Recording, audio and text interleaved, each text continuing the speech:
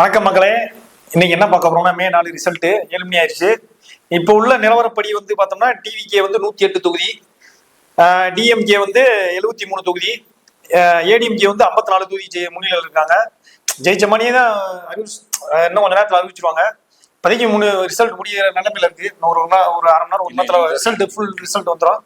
நாம் தமிழர் கட்சி வந்து 0-0 இருக்காங்க. சீமான் வந்து காரைக்குடியில வந்து ஜெயிப்பார்னு எதிர்பார்த்தான். பார்த்தா பிரபுன்ற ஒரு டிவிக்கு சார்பில் ஜெயிச்சார். அவர் அதான் களத்துல இறங்கி செயல்படுவார்.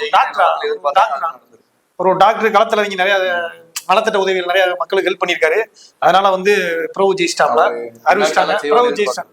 அது என்ன நிறைய செய்வாங்க, மக்கள் ஓட்டு போட்டு அவரை ஜெயிக்க வச்சிட்டாங்க. கண்டிப்பா மக்கள் ஒரு மாற்றம் வேணும்னு எதிர்பார்த்தாங்க. அது கண்டிப்பா இந்த எலெக்ஷன் நடந்தது. ஆமா, இதுக்கு முன்னாடி 2 வருஷம் கட்சி தொடங்கி 1.5 வருஷம் 2 வருஷத்துல வந்து இவரோட ஒரு நல்ல வளர்ச்சி அடைய வந்து மிகப்பெரிய ஒரு சாதனை. மக்களை கோபம் எடுத்துக்கலாம், இல்ல ஒரு மாற்றத்துக்கு ஆட்சியாளர்கள் மேல அந்த வெறுப்பை தான் காட்டியிருக்கு. ரிசல்ட் வந்து ஸ்டாலினே தோத்துட்டாப்ல, குளத்தூர் தொகுதியில தோத்துருக்காப்ல. மக்களோட இது காமிக்குது. ஆமா, அதிருப்தியை காமிக்குது. போன அரசியலோட ஈடுபாடு, அதோட நடவடிக்கைகள், அதோட எதிரொலியா தான் இந்த தேர்தல். ஆமா, அதே மாதிரி குளத்தூர் தொகுதியில அவர் ஸ்டாலின் தோத்துட்டாரு. அதே மாதிரி உதயநிதி ஸ்டாலின் ஒரு நெருக்கடியெல்லாம் ஜெயிச்சிருக்காரு. ரொம்ப டஃப் ஃபைட் கொடுத்து ஜெயிச்சிருக்காரு. சென்னையில ஃபுல்லாமே டிவிகே, முக்காசி எல்லா தொகுதியிலுமே டிவிகே தான் அதிகமா ஜெயிச்சிருக்காங்க. இதுக்கு முன்னாடி வந்து திமுக கோட்டையா இருந்தது. சென்னை வந்து அப்படியே டிவிகே கோட்டையாயிருச்சு. ஒரு சில தொகுதி மட்டும் இல்ல, எல்லா தொகுதியிலுமே நெருக்கடியான சூழ்நிலை தான். ஆமா, ஓட்டு வித்தியாசம் கூட ரொம்ப சின்ன. இதுக்கு முன்னாடி வந்து ஓட்டு 10,000 20,000 டிஃபரெண்ட் வரும். இப்பதான் 500 1000 அந்த மாதிரி ஓட்டு தான் ஜெயிச்சிருக்காங்க. டிஃபரெண்ட் ரொம்ப கம்மியா இருக்கு. உண்மையிலே மக்கள் மாற்றத்தை பார்த்திருக்காங்க. நல்லா இந்த தேர்தல் தெரியும்.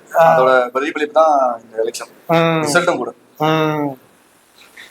அதே மாதிரி ஆத்தூர் தொகுதியில வந்து பெரியசாமி அவர் வந்து எப்பயுமே ஒரு பெரிய ஒரு லீடு வச்சுதான் ஜெயிப்பாரு. இப்ப கூட 23,000 ஓட்டு வித்தியாசம் ஜெயிச்சிருக்காரு. திமுக வந்து ஒரு பெரிய ஒரு தலைவர். திமுக இல்லாம அவர் வேற எந்த கட்சியிலும் தான் ஜெயிச்சிருப்பாரு. மக்கள் செல்வாக்கு அதிகமா இருக்கு.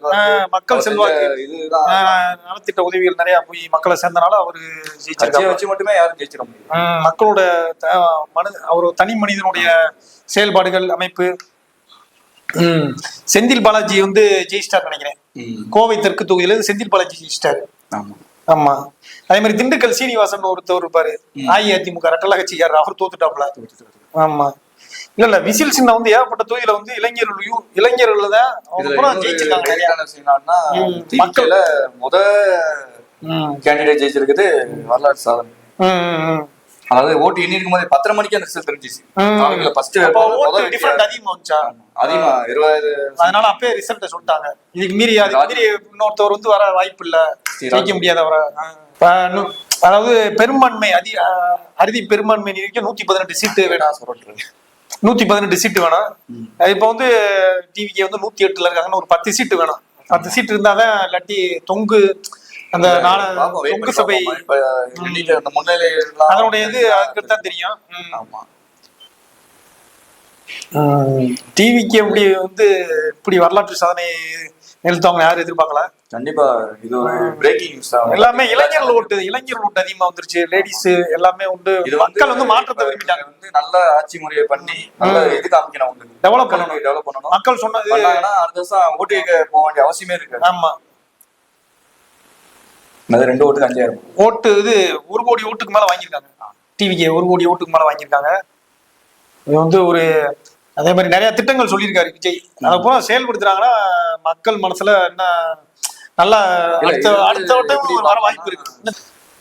அதே மாதிரி பஸ் லேடிஸ் ஜென்ட்ஸ் எல்லாத்துக்குமே ஃப்ரீ சொல்றாரு.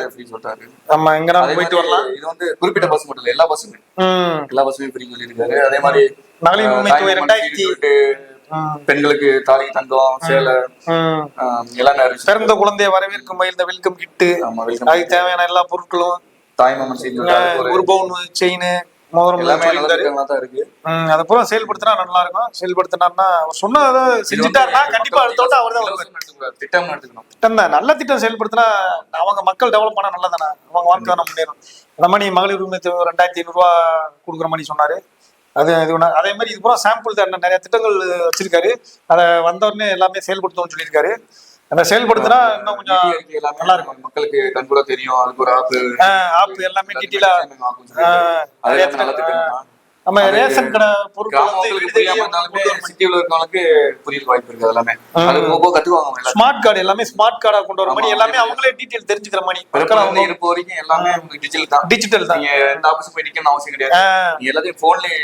ஆமா, நம்ம இப்ப போய் நிக்கிற மாதிரி நம்ம வந்து தாலுகா ஆபீஸ்க்கு வட்டாட்சியர் அலைய வேண்டிய தேவை தெரியும். ஆமா, ஏன்னா அரசாங்க அதிகாரி தான் ஊழலுக்கு காரணம். ஆமா, அவங்கள போய் லஞ்சம் கொடுத்தாதான் வாங்கணும்னு ஒரு இருந்துச்சு முதல். இப்ப அது இல்லாதனால இந்த திட்டம் வந்து மக்களுக்கு ரொம்ப பயன்படும். அது பூரா செயல்படுத்தினா நல்லா இருக்கும்.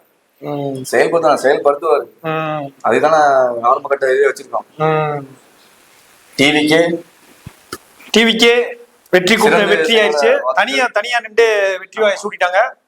ஒரு மிகப்பெரிய வரலாற்று சாதனை வெற்றிதான் இது. நீ அடுத்து என்ன நடக்க போகுதுன்னு பார்ப்போம். நல்லதே நடக்கும். நல்லதே சொன்ன மாதிரி அவரை நல்லதே செய்வார், நம்புவோம். அடுத்த வீடியோவில் சந்திப்போம். நன்றி மக்களே.